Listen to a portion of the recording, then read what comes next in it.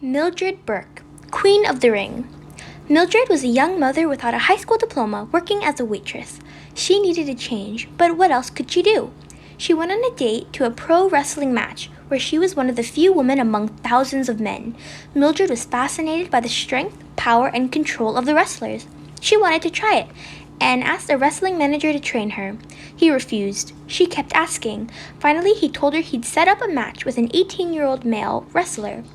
Mildred didn't know the wrestler had been told to body slam her, so she'd stop pestering the manager.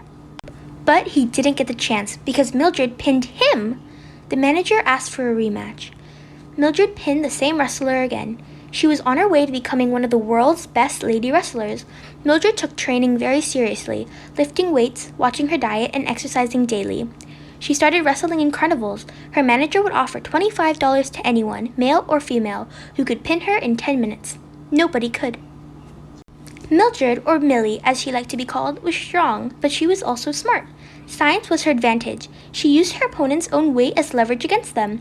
She studied all types of moves and holds and practiced until she mastered them. Her signature move was the alligator clutch, a speedy spinning maneuver that tied her opponent up like a pretzel. Mildred's quickness in the ring earned her the nickname the Kansas Cyclone. In 1936, she moved from the carnival circuit to sporting arenas. As her reputation grew, so did her fame. Newspapers and magazines wrote about her. Newsreels showed her wrestling by day in lots of makeup and going out at night in silk dresses and high heels.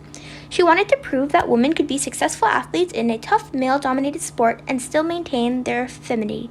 All through her career, she encouraged women to try wrestling. In November 1954, she took a group of women wrestlers to Japan for several matches.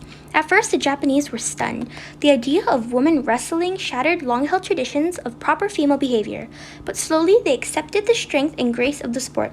A year later, the All-Japan Women's Pro Wrestling Association was formed. After winning more than 5,000 matches, Millie retired from the ring and became a trainer and manager. Her wrestlers were known as Millie's Girls, and they continued to prove that women are quite capable of being queens of the ring.